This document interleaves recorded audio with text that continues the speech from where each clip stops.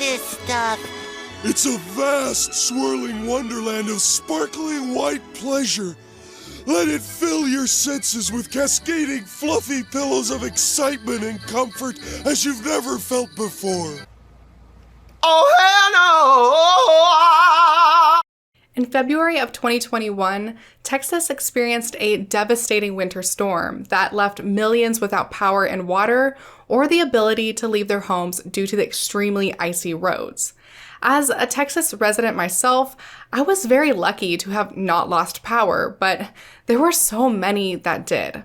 I want to take a moment before I continue with the video to offer my condolences to anyone who suffered due to the storm or lost people they loved. The power outages were caused by a number of factors.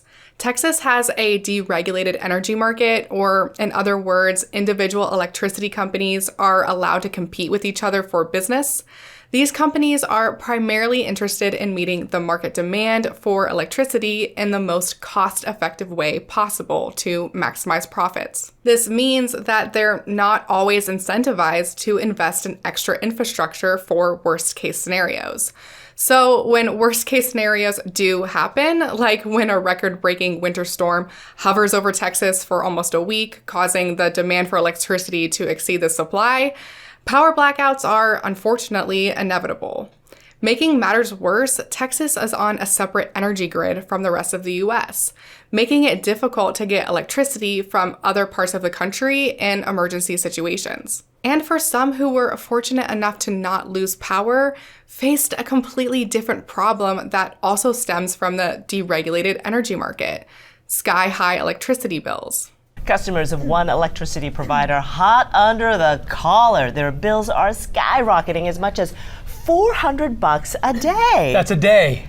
So we're getting a lot of stories of Texans posting their electric bills, and it's insane. In this case, it's $5,700. In somebody's case, it was $8,000, right? In another person's case, it was $30,000. Someone it was $13,000 as well. So everyone, so it's not all Texans. It's Texans who who chose to pay the wholesale price. Ty Williams and his family were among the lucky ones during this week's storm. No, we never lost power. But he did pay a price. It's his electric bill. Almost $17,000. You heard him right. $17,000. $17,000. 3 meters, 5 days. He's a customer of a company called Griddy. One particular company called Griddy came under heavy fire as their customers were facing bills in the thousands of dollars for less than a week of use. Griddy is a so-called wholesale supplier, which we'll discuss in detail later in the video. But I recently found out that Griddy is also a multi-level marketing company. What a shocker. Griddy isn't alone. In fact, the Texas energy market has become swarmed by MLMs. In this video, I will be focusing on Griddy specifically, but my friend Alonda from the Recovering Hunbot is taking on some of the other electricity MLMs and also taking a deep dive into some of the history of deregulation in a video on her channel. I think Alonda is one of the most well-researched and informative anti-MLM channels out there, and I highly suggest you check out her video. A link to it will be in the description. So you're probably wondering how MLMs have infiltrated the Texas energy market. To understand this, we'll need a brief history lesson on energy deregulation in the United States. I know that sounds boring as hell, but trust me guys, it's important to understand the role deregulation has played in the growth of the MLM industry. And you know, as they say, knowledge is power. As your body grows bigger, Your mind must flower. it's great to learn. 'Cause knowledge is power! Since the snowpocalypse, the Texas deregulated energy market has been a large subject of controversy. But the truth of the matter is, Texas is just one of many states that are partially deregulated. I say partially because no state has an energy market that is fully deregulated, although Texas would be the closest, with 85% of the state having choice on electricity providers. Up until the last few decades, Americans had no choice on where their electricity came from. Utility companies were the one-stop shop, and what utility company you had depended on where you lived. Essentially, these utility companies were regulated monopolies. Many Americans still only have one option for their electricity, but in the late 20th century, it was becoming apparent that this system wasn't working for everyone. Individual states began deregulating and allowing for private companies to offer consumers competitive prices on the supply of electricity. In 2002, the Texas Senate approved a bill that would allow most Texas residents to choose between a variety of providers rather than being held captive to one utility company. This was done with the hope that market competition would drive down electricity costs for consumers, something that stricter regulations had failed to do. Now, it's not my goal here to make a case for stricter regulation or for continued deregulation. It's honestly too complex of an issue that I don't have a firm grasp on to even make a case for. That being said, it's undeniable that deregulation in Texas so far hasn't lived up to its promises. Free market competition was supposed to drive down electricity costs. However, according to the Wall Street Journal, since 2004, Texas residents in deregulated areas have paid $28 billion more for their electricity than Texas residents in regulated areas. They also found that from 2004 until 2019, the annual rates of retail providers in Texas were 13% higher than the national average. The various competing companies have also failed to put in place infrastructure to protect against rare but severe weather phenomena because there is little cash incentive for them to do so. This played a big role in the outages that occurred in February during the winter storm. And in my opinion, one of the biggest problems of deregulation is the inherent complexity and the confusion it causes consumers. In Texas, there are over 70 electricity providers who all have a dizzying array of plans for consumers to choose from that all have different rates, contract lengths, and gimmicks. Companies make it really difficult for the average consumer to really know what they're signing up for. Even when they sign up for what they think is an affordable rate, they're often surprised by how much they owe when they receive their first bill. In my opinion, it's unreasonable to expect the average person to know the ins and outs of the energy market and be able to compare and contrast between hundreds of different service plans just so they can get affordable rates on a service that is essential to life. I'm not necessarily against there being an energy market, but the system we have right now leaves little room for consumer protection and honestly borders on consumer deception. As you guys can probably tell, I'm not a, well, you should have read the fine print kind of person. In fact, there are companies out there that bet on their customers not reading the fine print. Companies like Griddy. Griddy came on the scene in 2016, and interestingly, the company itself is actually based in California, but they only offer services to Texas residents in deregulated areas. Griddy was founded by Nicholas Bain and Gregory Craig, both of whom had started energy companies before and held high-ranking bigwig positions at other companies. What set Griddy apart from the competition when they launched in 2016 was that they offered wholesale electricity. See, the deregulation of energy meant the adoption of free market principles like supply and demand. The price for electricity now varied based on the demand and the available supply on the grid. Now, most electricity companies offer what's called fixed rate plans, where customers pay the same rate per kilowatt hour for the entire length of their contract. Most companies operate this way because they pre-buy electricity from the grid months out, which allows them to absorb and protect customers from peaks in the real-time market price. Griddy, on the other hand, operates as a wholesale supplier, meaning that those who sign up for Griddy pay the exact real-time price for electricity. Effectively, Griddy customers cut out the middleman and buy electricity directly from the grid. Griddy describes itself more as a through service than anything else. They make zero money from the purchase of electricity by their customers and instead make their money by charging $10 per month for their service. In theory, Griddy sounds like a great option. It appears to operate much like other wholesale suppliers like Costco or Sam's Club, where members pay an annual fee to have access to cheaper wholesale products. But remember when I said the price for electricity varies depending on supply and demand? Well, the market price for electricity actually varies every 5 minutes. If the demand for electricity is low and the supply is high, like on a cool spring day, then the wholesale price is very low. But if the demand is high and the supply is low, like, I don't know, during a record-breaking winter storm in Texas, then the wholesale price is extremely high. Griddy exposes their customers directly to the extremely volatile energy market. But in my opinion, and the opinion of the many, many people who have complained about Griddy, they fail to explain to their customers the potential risk they're taking, and instead focus only on the potential savings. It's time to go Griddy.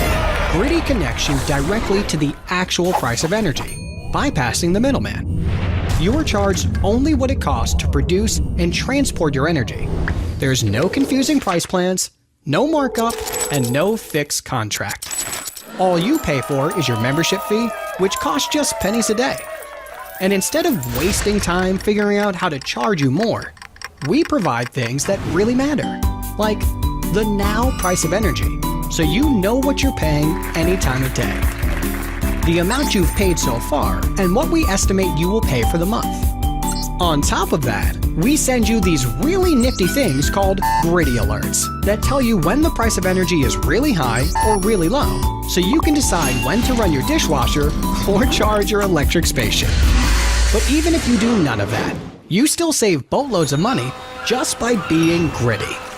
When most people sign up for Griddy, they don't realize that there are scenarios that exist in which they could pay up to the state cap of $9,000 per megawatt hour. Griddy likes to say these scenarios are extremely rare, but even before the 2021 snowpocalypse in Texas, Griddy customers had already had this happen to them. Some of those customers are saying Griddy is greedy. Since the switch, we have been with Griddy for 8 days. In 8 days, we have been charged over $350. So after we aired this story with David Brooks last night at 10, more than 600 of you have commented on the post on Facebook sharing similar stories.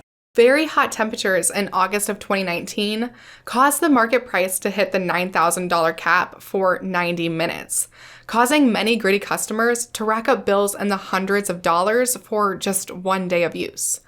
But to put that in perspective, during the 2021 snowpocalypse, the market price was at the $9,000 cap for 4 straight days. After the now relatively small incident in 2019, Griddy promised that in 2021, they would be rolling out with a price fix tool that would prevent customers from being stuck with outrageous bills if the market price starts peaking. But this didn't happen. You want to know what they did end up rolling out in 2021? A multi-level marketing scheme. No, God! In December of 2020, Griddy announced that they now had a new leadership team.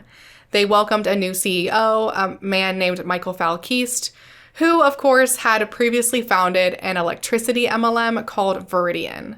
Shortly after, Griddy announced that they were now working on something called Griddy Pro, which they said was a way for Griddy customers to make money by signing up new customers to the service. Yeah, the new CEO decided to make Griddy an MLM too. If you could make money by helping others save money, would you do it? If this is your chance to finally be in at the right place at the right time, to be part of something huge, would you do it? Griddy Energy has been pioneering wholesale energy in Texas for 4 years and is now being led by one of the most successful leadership teams in the industry. We are officially launching an innovative social sales channel to spread the word about its great product. This is your chance to get in early and create true residual income by simply telling your friends and family about a better version of a product that they already use every single day. Griddy has gone pro, and that pro can be you. As is true with any MLM, there is a pay-to-play requirement. To be a Griddy Pro affiliate, a $15 monthly membership fee is required. Affiliates are then rewarded $25 for every new customer they gain, and then earn on top of that a $2 monthly commission for every active residential customer, and or $1 per 1,000 kilowatt hour of usage for commercial customers. It's important to note that affiliates get the $25 reward for signing up both new customers and for recruiting new affiliates. To me, this makes it blatantly obvious that the company is actively rewarding its reps for recruitment, which is a total red flag of a pyramid scheme. I mean, it's just pretty obvious that current affiliates would be much more incentivized to recruit more affiliates because they can potentially make a lot more money off of them if they are working the business too, rather than just signing up new customers. But we'll never really know how well the MLM aspect of Griddy would have gone over because Griddy Pro was launched in February, just weeks before the winter storm hit, leaving Griddy customers with electricity bills in the thousands of dollars. Their customers couldn't pay off their bills, which meant Griddy couldn't pay off their bills. And on February 26th, ERCOT, the organization that operates the Texas electricity grid, ejected Griddy from the Texas energy market for non-payment. Effectively, Griddy is shut down. Now, through researching into deregulation, the energy market, and into Griddy specifically, I had several realizations. First off, deregulation, no matter if you're for it or not, has had the negative outcome of allowing all sorts of companies, even MLMs, to operate in the energy market. MLMs have staked their claim in this market because MLMs thrive in loosely regulated industries. The less government involvement they have, the more they can get away with. Secondly, Griddy was already operating a pretty deceptive company by not informing their customers on the risk they would be taking by purchasing wholesale electricity. To add an MLM aspect to that just adds another layer of risk for their customers. Because as we all know, most people involved with MLM make no money or lose money. Their entire enterprise benefits no one but the company itself. Thirdly, MLMs shouldn't be a thing, but MLMs that offer services essential to life like electricity should definitely not be a thing. Point blank, period. As John M. Taylor found in his 2011 study of the MLM industry, participating in an MLM is much like gambling. In fact, you're actually more likely to make more money gambling in a Vegas casino than you are to make money in an MLM. Do we really want people gambling with the things that they need to stay alive? I vote no. Thanks so much for watching. I've been Taylor of the Antibot. Please make sure to check out Alonda's video. The link will be in the description. A huge thank you to my patrons who make these videos possible. As always, if you like this video, please be sure to subscribe, ring the bell, follow me on Twitter at The Antibot, follow me on Instagram at TaylorLee_1993. Consider pledging to my Patreon, and I'll see you all in the next one. Say bye.